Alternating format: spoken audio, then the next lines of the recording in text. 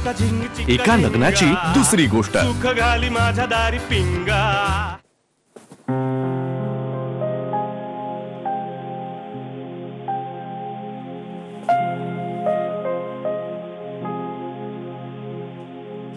घनश्याम, ए Ghanshyam, 5 minute अजून 5 minute.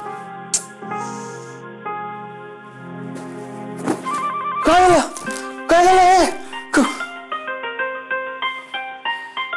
त्या सोन्या का ठोण्यासाठी जर तुम्हाला उठवलं असेल ना तर मी ऐकणार नाही माझी झोप मोड करून। बाकी काय असेल तर मला सांग। नाही ऐक ना माझा ना एक प्रॉब्लेम झाला रे। हो का? हो। अरे बापरे, तू सुप्रिया काकू किंवा कुहूला सांग, they'll handle it for you. नाही माझा ना एक वेगळाच प्रॉब्लेम झाला घनश्याम। म्हणजे माझ्याशी गोची झाली, म्हणजे लोचा झालाय जाम। तू प्रस्तावना कमी कर, मुद्द्याला हात घाल। तू माझी वाक्यच काय माझ्यावर फेकतोयस? तू नाही माझी वाक्य माझ्यावर फेकतेस। लोचा झालाय, गोची झाली, ते चालतंय का तुला? तू भांडणारच का माझ्याशी? जाऊ दे, मी नाही सांगत मग। बरे काय झालंय? हा ऐक ना, मी ना आपल्या घरच्यांमध्ये खूप इन्व्हॉल्व झाले रे। म्हणजे इमोशनली डिपेंडंट झाले त्यांच्यावर। आणि आता 6 महिन्यात आपलं नाटक संपेल ना, मग माझं असं गुंतवणं बरोबर नाही ना घरच्यांमध्ये। मग नाही गुंतायचं, सिंपल।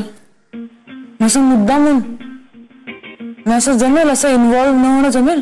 हो, आपण नाटकात नाही काम करत तेव्हा काय आपण तसंच असतो का? म्हणजे उद्या समजा मी हॅमलेटचा रोल केला तर काय नाटक संपल्यावर मी रस्त्यातनं टू बी और नॉट टू बी असं थोडेच फिरणार लोकांशी बोलत?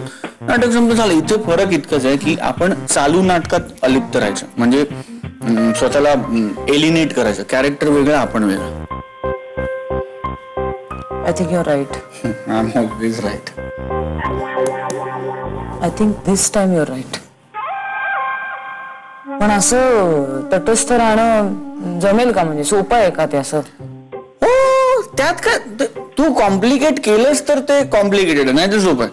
आता आपण मानलेले नवरा बायको, इतक्या दिवसात आपण झालो का कधी एकमेकांच्यात इन्व्हॉल्व? नाही। मग तसंच सोपं आहे, एलिनेट आहे, वेगळं करायचं। तुला झोप येत नाही का? मी वर झोपतो। नाही झोप येते मला, झोप येते।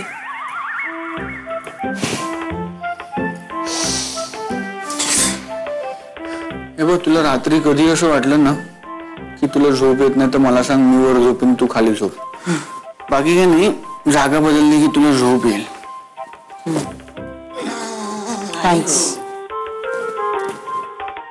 बरोबर आहे, इन्व्हॉल्व नाही व्हायचं, म्हणजे एलिनेट करायचं, तटस्थ राहायचं असं।